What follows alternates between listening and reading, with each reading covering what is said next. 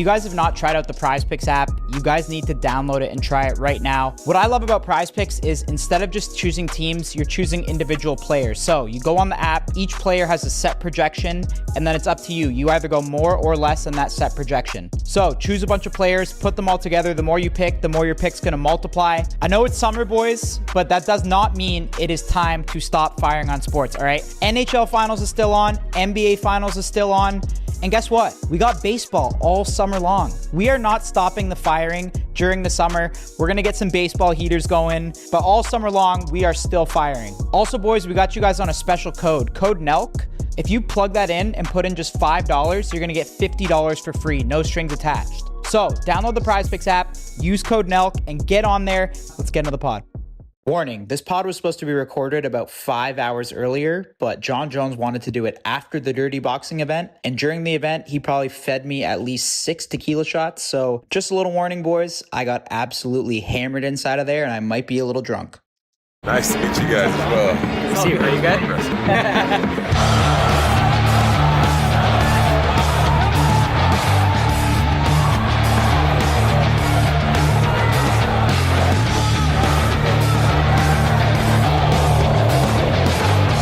So you got to try this one, the grape one. The grape one. That's the one Snoop's a partner. You're going to recommend the grape one right away? He came up with that flavor. Is this what's going on? Do you love being in Miami? I absolutely love Miami. Do you love Miami? I love Miami. I moved here about a year and a half ago. So Where are you from originally? I'm from Toronto, Canada. Nice. But I lived in Cali for like 6 years. And then during COVID, we moved out here. Oh, Canada. Oh, Canada. You never fought in Canada, right? I did. I Where'd did. you I fight fought in? against Alexander Gustafsson. In what city? Toronto or Montreal? Oh, man. I think it was Montreal. Montreal? Yeah, years ago. How was it out there? Was it electric? Awesome, dude. I love the Canadians. You guys are always like, sorry? Sorry? Yeah. We're polite, right? Yeah, you guys are very polite. Bro, to me, it's just crazy because, like, I've been watching UFC for, like, a long-ass time, too, since, like, the Spike TV days. And, like, how have you been in this, like, how have you been fighting so fucking long? Like, your first fight was 2008. Yeah. I think I'm a little bit of a vampire. You know, I'm just always around. Your second fight was on the same card as GSP BJ Penn 2. I was going to ask you about that. Are you, I would imagine GSP is your Huge number one. GSP fan. Yeah, GSP inspired me, like. Same. But, like, Yeah. John, your second fight, like I said, was on the same card as GSP BJ Penn 2. For UFC, like OG UFC fans, like. I think my first several fights were GSP cards. Like, I was an undercard guy. And just being around him, man, he inspired me so much. I saw his professionalism. I saw the way that he dressed. You know, he was one of the first guys who had suits on. I saw that he had meaningful men around him, not just a big entourage, but like everybody on his squad had a big purpose. And I really wanted to model my career after him. I think I did, you know, meeting Greg Jackson and Faraz Zahabi. And yeah, George is one of my greatest inspirations. Yeah. I don't know. To me, it's just so crazy that, like, you've been through so many different, like, eras. Like, you fought Rampage Jackson, Wow. you fought Lyoto Machida, you fought Rashad Evans. What do you think was the most dangerous John Bones Jones? The most dangerous? I mean, not that you're not dangerous now, obviously. Like, I was going to say that. I think it's the guy that I am today. You know, I have the resources. I know how to train. I know how to win. I would say it's the guy that I am today. But I don't know. You know, youth is always in a great advantage. You know, just feeling just lively and, you know, just it's all been great, man. I undeniably, it's just all been great. Every chapter of it. No one's talking about Rashad Evans or Rampage Jackson, like, fighting again. So it's like, for you to, like, fight those guys, like, I don't know, it's just so crazy. But well, I was a lot younger when I came into the sport. You know, I started really young at a super high level. And yeah, that's why the guys aren't around anymore. Do you think anyone will ever break your record as youngest champion? No. Yes, well, there's a lot of records of mine that I don't believe people will break, you know, just like all the winning, you know, on the highest level. It's going to be very hard to do, especially as the sport progresses. Just like anything, you know, things get better. The science, you know, the training, the methods get better. I don't think Babe Ruth could compete with the guys today. And I think the fighters of the future are going to be very tough, and it's going to be very hard to do what I've done. What drives you, like, right now as, like, a person? Like, you've achieved so much. You're obviously the GOAT. Like I said, You fought on fucking GSP BJ Penn in 2008. I know. I've been around for a while, huh? You have kids now. You just had a son. Yes. What like really drives you now and motivates you?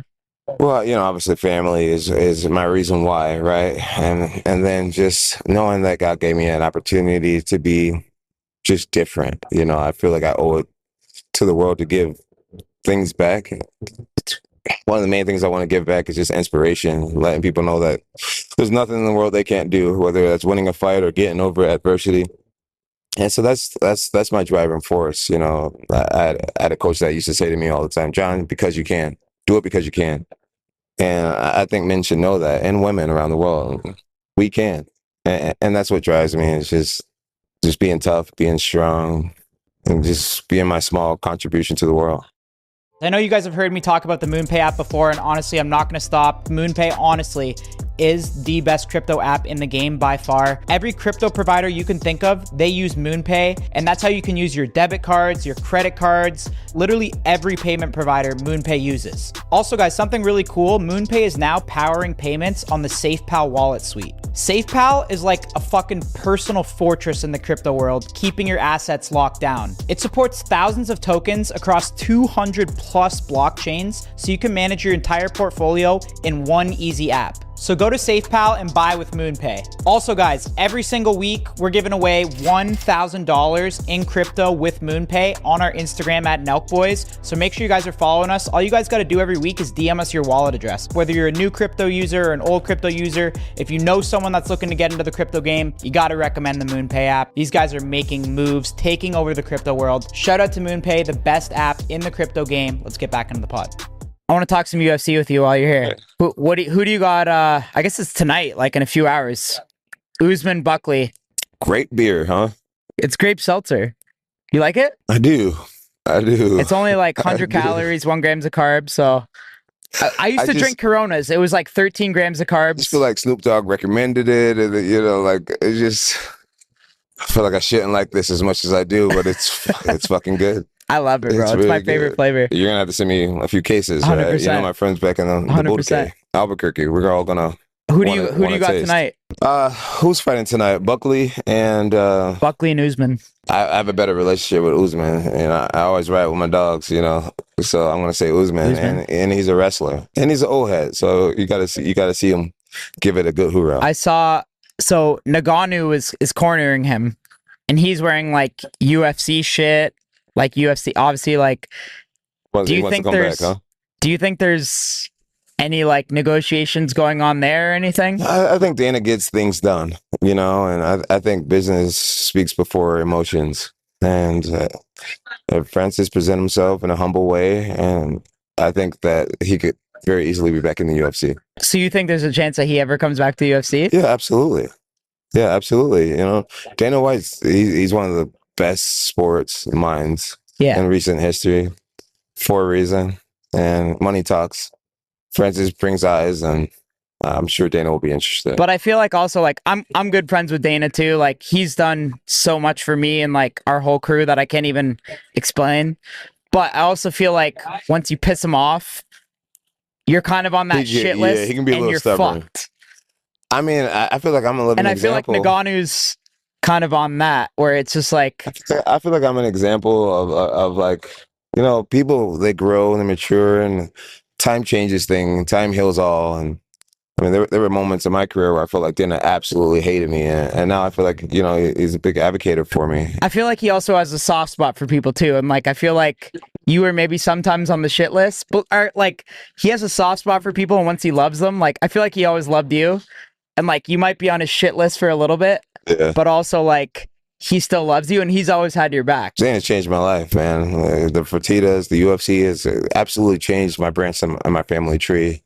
And I'm sure there's a part of him that feels as if, I'm a personal project for him. He created one of the greatest martial artists of all time. He was a big part of it. He gave me the platform to show myself. So I think he respects me, and I'm grateful for it. And I respect him too dearly. What was like one era or one like moment where you really pissed Dana off? Oh, UFC 151.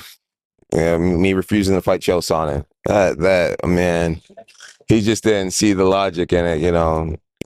when you're not the one in there creating the art, then it's easy to just say how easy it is, you know, to create the art. But, you know, I respect the process and I have to show respect in the way that I do things. And yeah, that pissed him off though. What happened though? Like you just refused? Maybe it was Dan Henderson I was supposed to fight and he canceled the fight. He got injured. Supposed to fight Chael Sonnen instead. And Dan Henderson and Chael were really good friends. And I just assumed that they were in cahoots. And I didn't want to put myself in any type of disadvantage by taking a fight last minute, despite how above people perceive that I was. I just humility and respecting the process tells you to put in the time, which was great. It was all divine because I ended up getting the coach against Chael Sonnen at the Ultimate Fighter and then fighting him, and it was fucking amazing. That's crazy. Absolutely amazing. I like talking about Chael Winston just because he's such a bitch. All right, guys, I want to give a quick shout out to Shopify. This one's true to my heart because we've been using Shopify literally since day fucking one for fullsend.com. Behind the scenes, it was Shopify the entire time, and we couldn't have done it without them. What's so great about them too is they have hundreds of ready to go templates that are so easy to just plug and play. And now they have these new AI tools that help with product photos, literally everything from A to Z. It's crazy. And on the back end, they handle inventory, returns, shipping, you name it.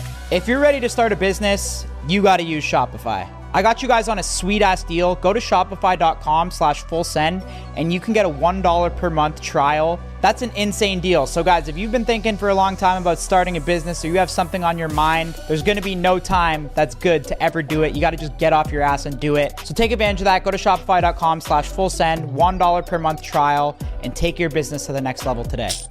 We're in Miami right now. What's been like your favorite place to like celebrate over the years? Like where would you rank in terms of like US best spots to celebrate? Like Miami, Vegas? Well, Vegas, you know, I pretty much grew up in Vegas achieving big goals, you know, so Vegas is always going to be very dear to me. But in terms of like, once you achieve that goal, work's done, you've been training, what's like the top 3 spots in the US to like just fucking let loose? Miami's Miami, right? Miami? And then there's Las Vegas. I genuinely love living in Albuquerque, New Mexico.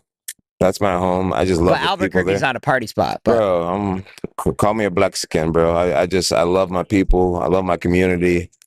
And yeah, that's Albuquerque's a spot where you just like, that's where you get the fuck away from everything, right? You know, if you ain't real, then you won't be outside for too long.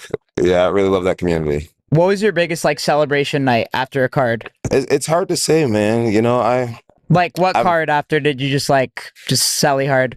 I think my biggest celebration is learning how not to celebrate. You know, just to know that it's not a coincidence. It's a habit. You know, it's just what we do. Our team is used to winning. You know, my coaches are used to looking me in the eye, smiling, hugging, and say we did it again. And then I expect my coaches to go to their hotel room. You know, there's no after parties really. And I think when I got to a stage in my life where it wasn't about drinking afterwards or like really even celebrating afterwards, it was just like, you know, just giving back to Team Jones, you know, allowing them to feel me closer. You know, I guess that was a big graduation for me. It was just like, how did you officially flip that switch over after like so many years? I feel like when you know what the job requires and then you expect the job to be done, like you just get better at it. You know, like for example, pre-fight dinners, I slowly stopped doing that. You know, just realizing that the energy needs to be harnessed, and then even you know the post-fight, you know, parties, just like when you expect to win, you start to behave differently, I guess. When you expect to win? But I guess it just gets old, right? Like it's not old. Were you looking for clickbait? No, winning's not old. No, man, it's something that you should be grateful for always. Yeah, always. It's a privilege to do what you love and be good at it. All right, guys, also really quick, fullsend.com, we just restocked it. Ton of new golf shit on there that you guys have been loving. They're so clean, so fresh. We got hats with like tees in them, and the golf polos in general are just the best quality. We just restocked it with brand new UFC Full Send shit. You guys love this shit. We just got a ton of new designs. I have them all in my closet. We revamped the entire quality too. So guys, go to fullsend.com, grab something, rep the send. Let's get back on the pod. So what's next for you? Like, are you officially retired? Or like, Good question. everyone's wondering, is John Jones retired? Is he fighting again? I don't want to say that I'm retired because fighting's in my blood. Right now, I could really care less about fighting. I've been doing it my whole life at a very high level. And when the itch comes back, and if it comes back, then I'll do it with my whole heart. I'll do it to the best of my abilities. But right now, I look around and I realize what's true, what's real. I see the way people look at me and the way I make people feel. And it's an extraordinary thing. It's a true blessing. Now my job is to serve that, give that to my fans, be reachable, touchable, let them know what I have inside. That's who I am right now. I've punched and kicked enough people. Because, yeah, everyone's wondering, it's like, is John Jones... I saw that there was something... Do you see something online? There's like 150,000 petitions. John Jones vacates the title. But I guess people are waiting for like... I mean, you might have to make like an official retirement thing or like... I'm a company guy, you know? And there's a lot of things that's happening behind the scenes where my job is just sit and be still and take the punishment. In my opinion, everyone asks me, like, friends, and I'm like, I just think John Jones is a master negotiator. He's waiting for the bag he deserves. Well, that too. If anyone deserves a huge fucking paychecks, it's someone that has fought since 2008. And I think you're just a smart guy, in my opinion. What's that Italian phrase? Came, saw, and conquered. That's genuinely how I feel. It's been great, man. Life's been so amazing. What do you You think? saw the way that I just didn't get into that conversation at all. What's that? I didn't get into that question at all with you. It was just Not really. it just curved it. What do you make of like Tom Aspinall and all the things that he's been saying about you? I think he's awesome, man. I think he's awesome. I think he should go on and have a wonderful career. Do you think that he needs you? No, I don't think he needs me. I think when you want something bad enough, and if you get it, it could be the worst thing that could ever happen to you. Whew, that was dope. I personally think as a fan, like I respect Tom, like, but I think that he needs that fight. You know what I mean? I don't know what other. I mean, there would be cool other heavyweight fights, but obviously, like versus you, it would be insane, right? So I know he really wants that fight. I love being the ultimate troll. I'm in a spot right now where I'm really enjoying the fruits of my labor, all the hard work I put in. He's just not. He's not in a position. He's not in a position to like excite me. It's just the truth. Because if I whoop his ass, it's gonna be this. It's gonna be the next guy. There's gonna be a whole new fan base of somebody who everybody believes in. I've done this my whole adult life. I remember Rampage fans years ago, Rashad fans and Lyoto fans. I literally have replayed this story so many times in my life. But as a fan, don't you think maybe the fans are just waiting for John Jones to be like a Khabib moment in the ring where it's like, yo, I'm done. Like, don't you think maybe the fans are waiting for John Jones after all these years, after all these goated fucking years to be like, I'm done? My job with the UFC is to do what's right for the company. I could easily just say, I'm not fighting.